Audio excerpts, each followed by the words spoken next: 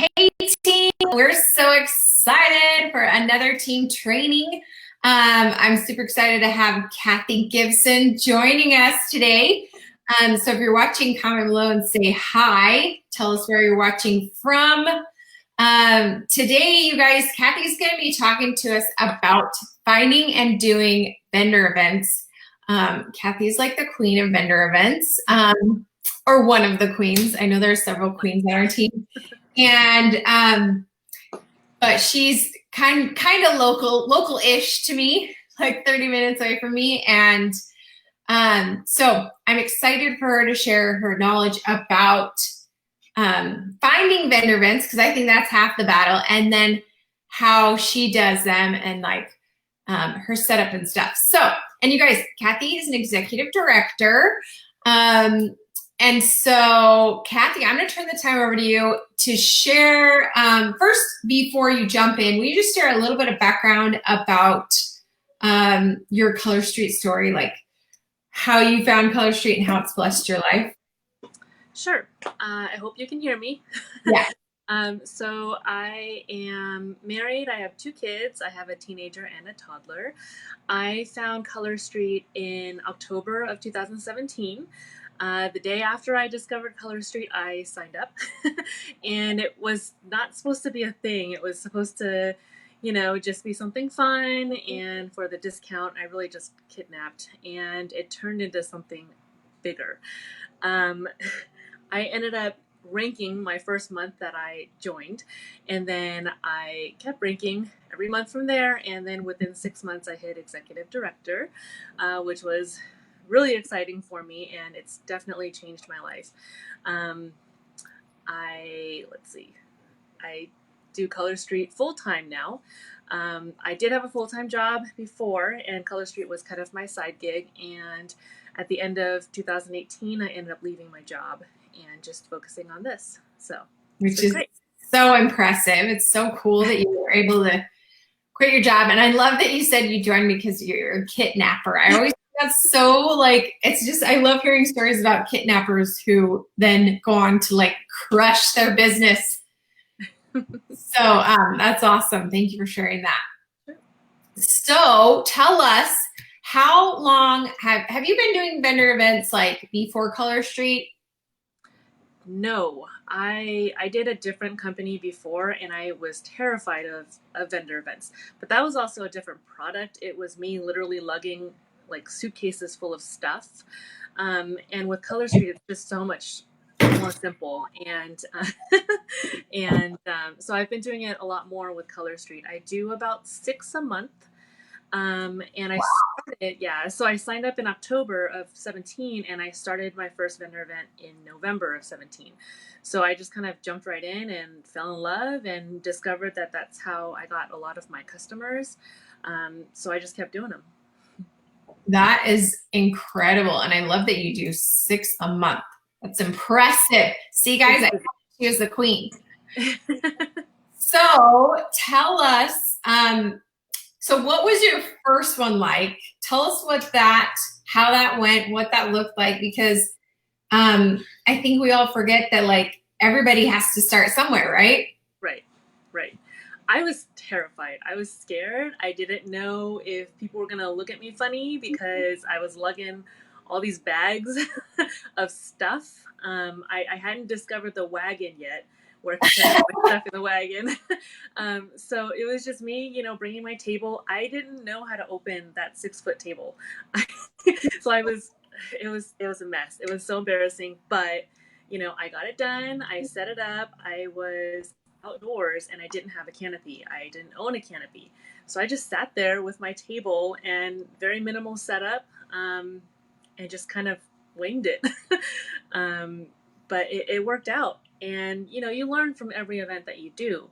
You do the first event and it's like, okay, well, it would have helped me if I had this. So then I go and I buy it or I make it at home, and then I bring it to the next event and it's like, okay, I think I need something else, something more catching to the eye or more signage or whatever the case. So I would go home after each event and write down what would have made that event better.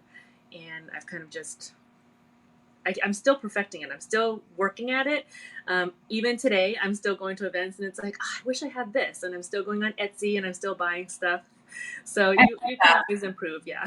Totally. I feel like with anything, with any in-person party you do, with any online party you do, anything like you running your team, it's like, oh my gosh, I could probably do this so much better. But and I love that it's, I always say like compare yourself to yourself. So you're thinking back like, oh, maybe next time I should bring this and this, or next time I'm going to try this differently, and kind of like just seeing what works well for you. Because what works well for you might not work well for other people, or for your audience or whatever. So yeah, I love that you're just like kind of evaluating and trying to improve with every vendor event.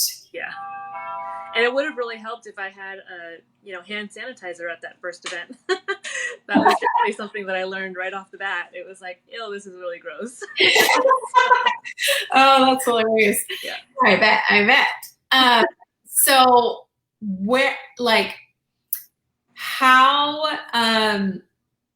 have you, like, what's the best way to find vendor events? That's been, I think that's like everyone's, that's hard to do when there's a lot of people who kind of have the first dibs on, events. Right. So at first, really quick before she tells us, this is why I wanted Kathy to speak, because we had a local get together and Kathy was like sharing her strategy. And I'm like, this is brilliant. Like it's simple, but brilliant and doable. So anyway, you got to share this with everyone else. Yeah, so I went on Facebook first and I looked up, groups, like local groups that had calls for vendors. So for example, I'm in Southern California. So one of the first vendor groups that I was added to was called Southern California Vendors.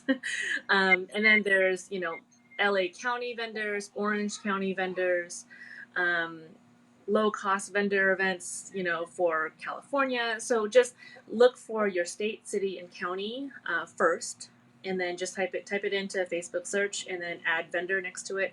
And usually a ton will come up. And then if you add yourself, they'll ask you questions or whatnot, just to make sure that you're an actual vendor and not trying to, scam someone.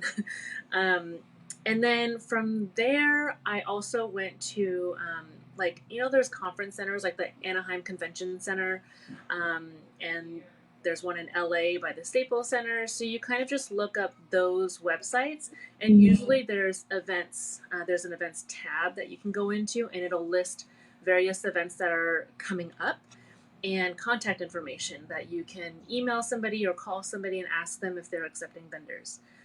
Those are usually the bigger events. So be prepared for paying a higher cost and spending multiple days in that center. So with those ones, it's better if you can find another stylist in your area to kind of split the days. It usually works out that way. And then also Instagram, I learned that recently, just a few months ago. Somebody told me, oh, there's an event that they do here once a month. And I was like, well, how do I get on it? They're like, well, you go to Instagram, find their page, and you send them a message. And I was like, what, how is it on Instagram? Like, what do I do? And I had no idea what to do, but you just click on it, send them a message, and then they tell you what they need, and you just kind of go from there. So social media has really helped me, locate these vendor events. And then when you're at vendor events, you want to talk to the person putting on the event as well as other vendors that are there, because most likely they will have an event that they do, every single week or every single month, and they have a good connection with the planner. And so it's always good to get in with them, because then they can refer you to the events that they're doing as well. Okay, so with the Instagram, so how do you find the ones on Instagram? Do you search hashtags or something? You search hashtags. You also search, like, if you know the name of the actual event, like there's one locally in Long Beach, there's one at the Pike. And so I just typed in Pike Outlets, and then from there it kind of led me to the actual event that they do once a month. I can't get into that one because there's the Color Street stylist who is loyal and is there every single month. but I've gotten my name to the organizer, and if she ever cancels, then I would be next in line. So you want to keep those contacts open. You don't want to burn any bridges. Don't be mean to anybody, especially organizers, because the vendor world is a very small world. Yes, yes, it is. So I love that. Okay, so Instagram, go like local event centers, Yeah. and then Facebook. Is that the main three that you use to find them? Yeah, those are the main three. Keeping in contact with other vendors and other organizers as well. Following up with them every other month if you haven't heard from them, and being like, do you have another event coming up? I'm interested in doing it again because the first one was great, or something along those lines. Just keeping that relationship open. Yes, I remember you saying that when we were talking in person, and I thought that was brilliant. Like, that was like that was what I thought was brilliant. Is you said it's really all about the organizer and like having a good relationship with them, getting in with them, and like continuing to connect with them and check in. I think that's brilliant. I mean, I'm sure it doesn't hurt to like send them flowers or a card, or you know what I mean? Like, oh yeah, for sure. And you don't want to complain when you're at an event also, because that word will get out as well. Like if you're not making any sales, but you see the booth was really busy, and it's like you're complaining to other vendors that you're not doing well, that might get back to the organizer, and they're not going to want you to come back. So you always want to keep a positive attitude when you're at an event. If you have any complaints about the event, maybe talk one-on-one with the organizer and let them know, well, I don't think this worked. Maybe we can try this other way, or, kind of collaborate with them versus complaining to them. Like, bring a solution to them. There was this lady that I met kind of when I first started doing vendor events, and I did 2 for her at the beginning of 2018. And then she ended up referring me to an event that I did last summer that ended up being free because it was for a radio station. And because she connected me with that, it was this huge event. I ended up making a lot of money, like selling literally almost $1,000 in nails off of a free event. So it's just one of those connections. And then I ended up doing it again with her this year.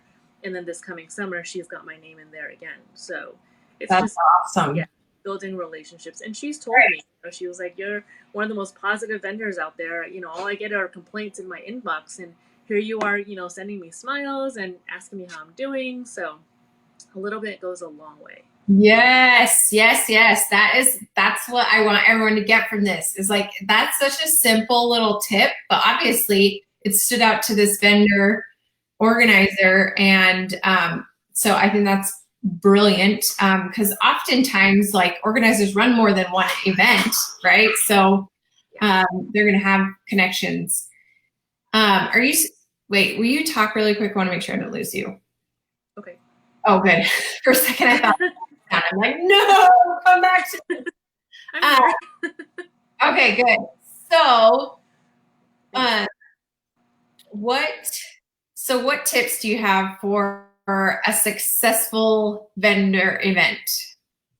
Okay, so if you can see the table behind me, I can't really see because I am smaller on the screen I'm looking at least. But sorry, I'll tell you if I can't see something. Okay, awesome. So this, always bring your business cards, invest in something cheap. This was just from Staples. It was like, I don't know, $5. But always have your business cards out. And then always have catalogs. I recently talked to somebody who was like, I have never ordered catalogs before. I don't usually bring them to the events. I think my head is cut off. No, I can see you when you stand. Okay. I'll just sit. Okay. So bring catalogs, because people will take it. And if you look at the back of the new catalog, it's got this little space where you can add your sticker. I just ordered these from Vistaprint, and it's got my website information on it, my phone number, my email. But it's very helpful because they stick these in their bags. They take it to work with them, and they're like, oh, I saw these nails at a vendor event this weekend. Check it out. And then you get their friends who might be interested in as well, right? So always bring catalogs. I love that tip, because I don't know about you guys, but I'm such a visual person, and when I see a catalog, I'm like, oh, hey. Yeah, exactly. And circle it, kind of see them all at once, you know? Yeah, and what's helpful sometimes is they can't see all the sets. It's sometimes it's too overwhelming. So they'll Yeah. shop out of the catalog with me right there and be like, "Oh, do you have this one? This is really pretty." And Right. so it's definitely helpful at an Yeah, event. totally. I love that you mentioned that. Okay, so I have this little thing that I've got little goodies in. This is a free gift with purchase type thing. I'm all about swag, so I order a lot of personalized things for my shop because people keep things and they remember, that it came from me. So, it's like this little keychain flashlight. I've got a little mirror in here, a coaster. I usually give these to purchases of 4 sets or more, just so I'm not losing money if they buy one set, and I give them this huge thing. So, enticing your customers to buy by offering a free gift or some kind of incentive. I've seen some people just do a simple, like a raffle for a free set, and that's more cost effective because then you're just giving away a set. But definitely give them a reason to buy from you, right? So, Yes. And I'm such a sucker for gift with purchase. yeah, exactly. I'm like, oh, I don't even like the gift. I'm like, I get a free gift? Let's do this. You got it, right? And then it just goes in your junk drawer. Right. Yeah. So the other thing I want to say is invest in a good stand. So displaying your nail sets in a nice way where it's attractive versus kind of just throwing everything on the table and it looks a little more messy. I have OCD kind of, and so it's for me it's like if it's pleasing to the eye, it'll be pleasing to the eye for the customer, right? Totally. So I wanted to display the new spring sets because I've gotten some questions about how the spring sets fit in the current displays that I've used. And they fit perfectly fine. So you can lay them. Can you see this? Yeah, can you bring that closer? It's a little tricky to see. There we go. So you can lay them side by side like this and kind of layer them. Or you can lay them standing up. And I know there's a big space over here, but it's hardly noticeable, right?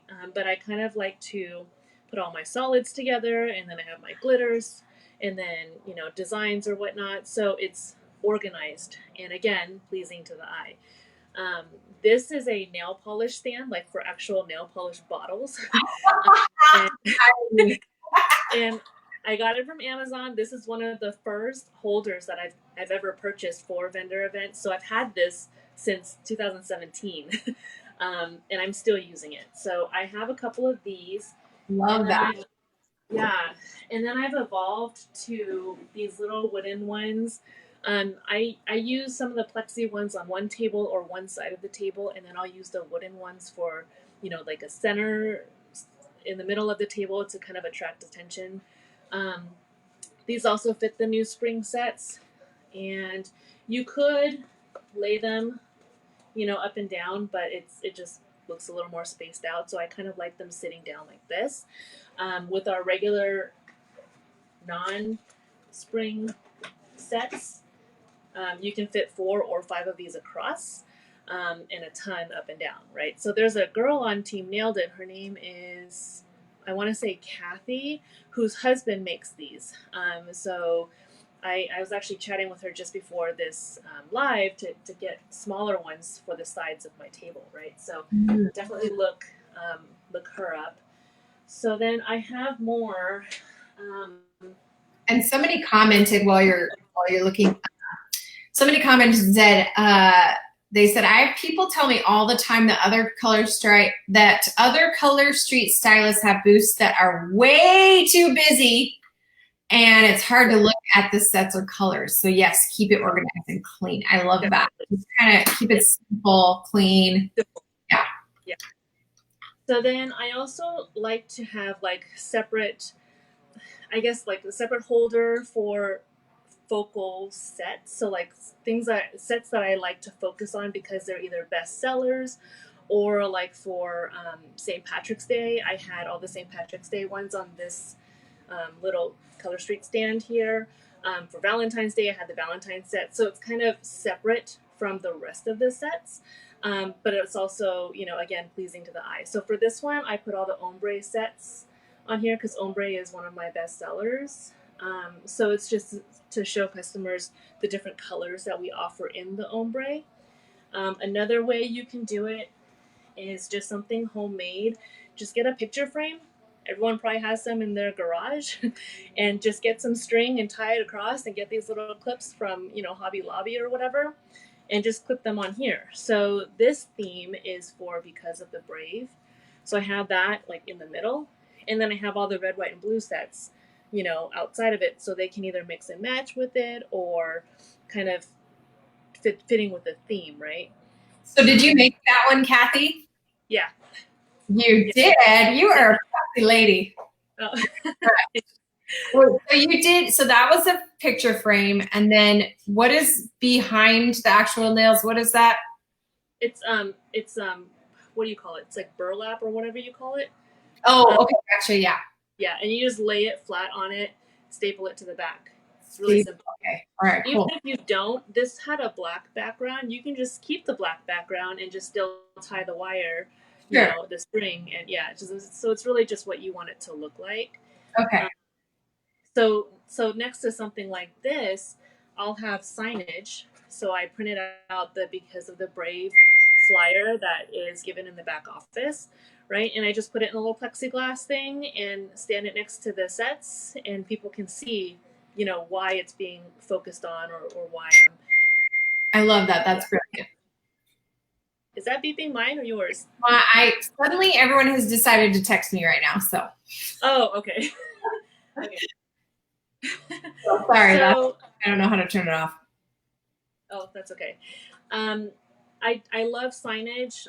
Having signs on your table is important. You want to tell people what the prices are, and also, kind of print various flyers, whether you make it or you just print them from the back office. I like the ones that we get from some of the graphics groups. This is all the spring sets that were released. And at my last vendor event last weekend, people shopped off of this and said, "Hey, I like this one and this one and this one," and that's how they purchased. Versus, again, kind of looking at the plexiglass and picking them out. Just for some reason, these pictures make it easier for them. Totally. I don't know what it is. Yeah. Just the overall big picture, it's just like, this is right. All the different options. Right. And then there are times when someone picks something out of the catalog that I might not have on hand, or one of those pictures of my signs and I don't have it. So always have an order form with you. I created this one. It's really simple. It just has, their information, what sets they're ordering, the mailing address, so that when I order it, I can mail it directly to them, and how they're paying. I charge them on the spot. I don't tell them, I don't take their credit card information and run it later. I'm just one of those people that refuses to hold on to other people's personal information, right? So I have a Square account, so I'll charge their card with Square. I'll just indicate that it was credit card and it was paid, and then I go home and I take care of it for them. Super smart. Yeah. So that's pretty much all I really have on my tables for the most part. Candy, bring a little candy dish, because if there are kids, they'll run up to your table, grab the candy, and then you can talk to mom. Yeah. Right. I love that. That's cute. Kids have like the best candy radar too. They can they can find it and out. Yeah. And then also, like, the little girls usually want the samples as well. Oh, samples. So a lot of events I go to visit a lot of events too. If it's an event that I really was interested in and I couldn't get in, I'll scope it out, and then I'll find the organizer and I'll be like, "Hey, this is really cool. I'd like to do the next one if you're doing more." So that's another way you can find vendor events, is go to the ones you couldn't get into. In Southern California, there's a lot of them. So usually over the weekend, I'll just wander around and see what I can find. Yeah, so a lot of times I see samples sitting on the table in these cutesy little bags, and then customers walk by and they grab the samples and take it home with them. Well, the problem with that is a lot of times they go home and they forget about it, or they don't know what to do with it. Instructions might be attached to it, but oftentimes they're like, I don't know what to do. Like, this seems a little too complicated, and they don't do anything with it. So my suggestion is always to offer to give them the sample right then and there. Put it on their nail. If they have nail polish, put it on your own nails. Show them how it works right on the spot. And most times when they see it right in front of their eyes, they'll stay and they'll buy something, or they'll take your catalog or your card, or maybe they'll think about it. But at least they saw how it worked and how easy it was.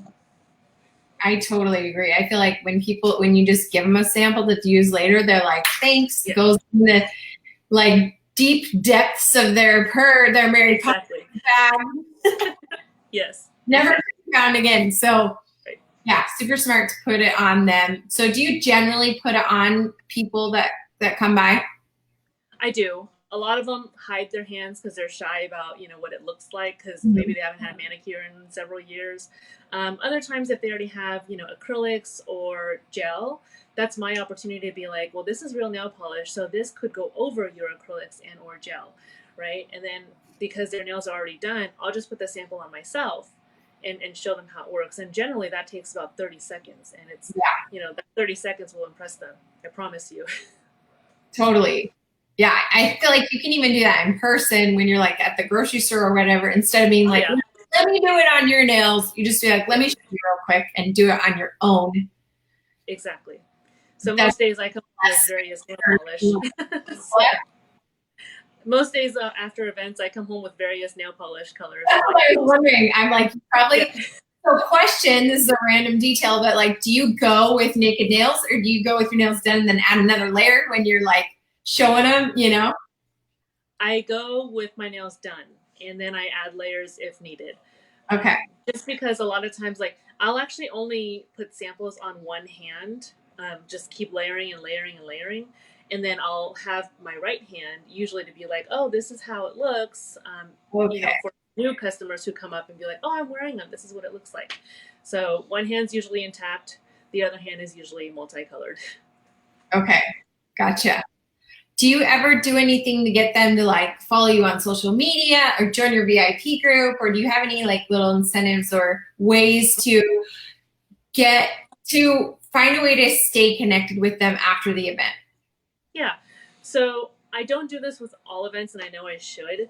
But it just depends on how busy my table is, what the audience is like for each event. I kind of gauge on that, as well as, the location kind of tells me a lot about the people, the customers who might be coming. In like a kids only type of event, like a school carnival or something, I'll throw my social media on the table, right? But then you get these events where it's at a golf course and it's bunko and it's a lot of older women. They usually don't have social media, so I won't run incentives for following me on social media, right? But I'll do like a raffle, like I'll be like, join my VIP group, and if you're in my VIP group, I'll announce my winner in the VIP group. So if you're not in my VIP group, you won't know if you won or not, right? The other thing that I've done is I've partnered with a photo booth girl. I'm part of this networking group, and she actually signed up with Color Street for fun, so I'm curious to know if she's in here, but watching. But she runs a photo booth. She's a photographer, and I've partnered with her on these bigger events, like these ladies' night type of events, where I'll have my booth set up, and then right next to me, I'll have her photo booth set up, and we'll run a thing where buy a set of nails and get a free photo booth picture with your friends to kind of have memories of this ladies' night event. And we kind of brand the printout with the event name and then our hashtags and stuff like that. And then we tell them if they post that picture and tag us and follow us on social media, we'll pull winners from that as well. So it's another way for them to kind of follow us. With that, we mostly do Instagram, and then hashtags with our shop names. So just kind of thinking outside the box and partnering with people. The photography and these nails worked great because people were like holding up the sets and they were like, this is what I just bought, and you can see their nails in it, and it was really cool. It was really good marketing for us. That is cool. I love that. When you have them join your VIP group, did they scan a QR code? Did they join it right there in front of you, or how does that work? I don't know how to do that QR code thing. So we just kind of pull up Facebook and I'll help them. Yeah. On our team. Yeah. But we'll pull up their Facebook or Instagram right then and there, and I'll have them search my name and then help them out with joining, because sometimes they're confused about with Facebook. I have a business page as well as a VIP page, and so they're like, wait, do I like your page or do I join your group?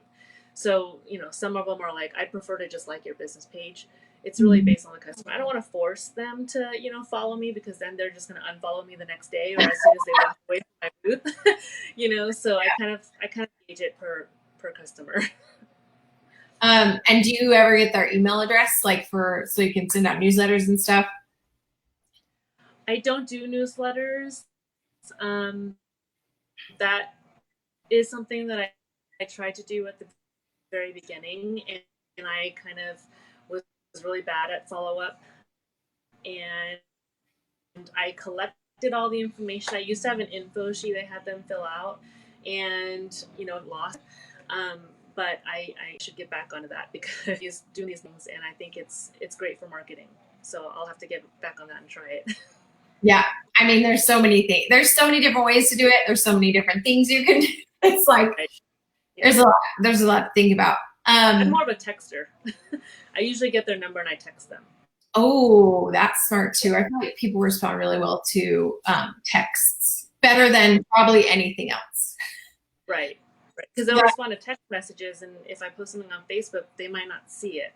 Yeah. So for me, I'll text someone directly, like, "Hey, Diana, the spring line just came out. Check out my page, or let me know if you want me to send you pictures or whatnot." So how do you get their number?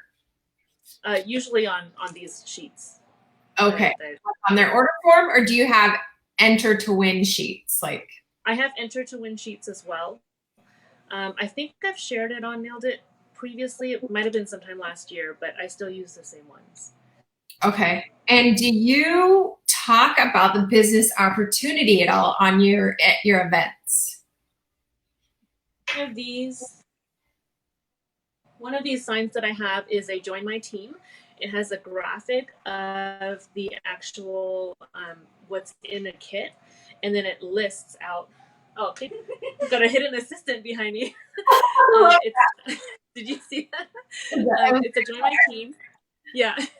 So it's not. It just magically appeared, right? So it's got the kit price, the value, right? What the kit includes. And usually they look at this and they're like, oh, they'll ask questions from this, like, oh, so I see you get 10 full nail strips. Do you get to pick? And they kind of pick their questions from this info sheet. And I like having this printed because if I were to sit here and try to get online for my phone, sometimes there's lag time, there's no reception. This is just an easy go. They can look at this while I help another customer if I'm busy or whatnot. So just another thing for them to be able to hold. I can also refer them to the catalog because the info is on the catalog as well. So. Okay. Yeah. And someone was asking, do you do buy 3 get 1 free at the booth, or do you just kind of sell them a la carte? It depends on so if it's like earlier when I was talking about the carnival at an elementary school, I'll do like a special for them. Like I'll sell them for like $11 across the board or something, because usually it's the kids coming to shop for their moms. Mother's Day is coming up. I do a lot of elementary school, middle school type. They want to shop for their parents being with them, right? So really all they have is the money that's in their pocket or their allowance or whatnot. So I cater to the type of event. Ladies' night events, where it's the women, they're out drinking and shopping and stuff. I'll sell the sets for face value, no buy 3 get 1 free promo. And then there are some events where I will offer the buy 3 get 1. It really depends. And I have different signs. There's like multiple sheets, different signs for different types of events. So it's all handy. It's all right here. I just change out the cover depending on the type of event I'm doing. And there are times where I'll start with one price and then I'll kind of gauge the event and see how it's going. And if it's not going well, I'll change the price in the middle of the event. I mean, they're not going to know, right?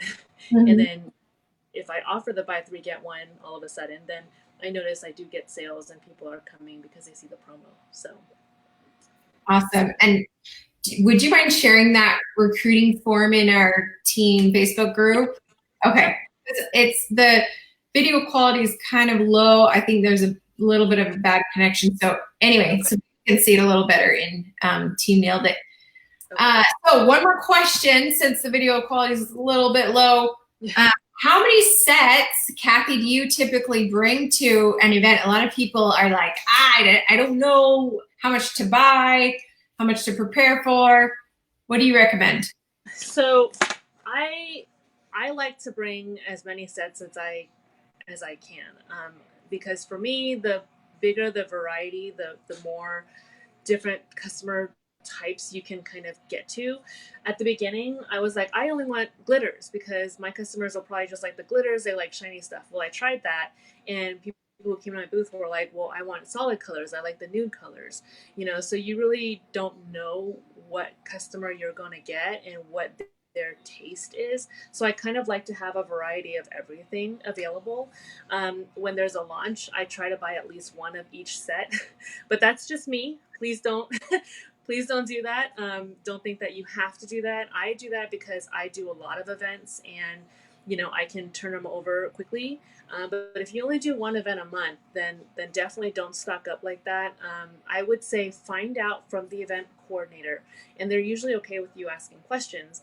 Ask her, how many people she expects, and if it's 100 people, 200 people, then I usually guesstimate that about 10% of those people will buy from my booth, right? So I kind of gauge the numbers from that. The other thing is, if you do, like, I recently did a cheer event, so I found out what the school colors were, and what schools were going to be there, and what colors that they would, what colors they would like, and I kind of personalized the inventory that was on the displays to those school colors, right? Because yeah, so they're not going to, if their rival is yellow and blue for UCLA is what I'm thinking, then and that school's not going to be there. I'm not going to display those colors and kind of have that out, right? I kind of cater to that event. So there's a lot of research that's involved if you want to have a successful event. It's not just simply signing up and going. You want to ask the organizer, who's going to be there? What are their colors? Are there mascot colors? Or are there, if it's a Mother's Day event, you're going to want the pest with the florals and stuff like that. And you're not going to want solid black, right? So. Right. Okay. And one more question. I love that. Do your research based on like the area and the event. And one more question. So has doing events helped you to grow your team? Like, have you been able to, recruit people from events? Has that helped a lot? Yeah, I've gotten recruits from events. I've gotten prospects from events. Some I'm still talking to. Sometimes they say there's something going on in their life or whatever, and they're not ready to join now. But I follow up with them maybe a month or two later. Not all prospects will sign up with you, but they'll at least buy from you, right? So yes, I have gotten some prospects to join my team, but then yes, I've also gotten loyal customers from doing these events as well. For sure. Especially if you build that relationship with them and you don't make them feel like they're just a transaction to you, or you want them to sign up and they don't, and then you just kind of drop them. That's not, people don't feel good when that happens. So you want to maintain that relationship, because you never know, 6 months down the line after they've been purchasing from you, maybe they will decide to join because it'll be a good time for them, right? So you never really know. But yes, I have gotten recruits from these events. Yeah, and I feel like that is a perfect way to end, because I feel like the theme of what you've been talking about today is about building relationships and following up, Yeah. Which, building relationships with the vendor organizer, building relationships with these new customers that have bought from you, and texting them and keeping that connection going. So I love this, and I really appreciate you showing us all these things and for all your preparation, Kathy. This is super inspiring. So for those of you guys that have wanted to try an event, go for it. Try some of these tips. and fail it till you nail it. All right. So thanks again, Kathy, and thanks everyone for watching. Have a good night.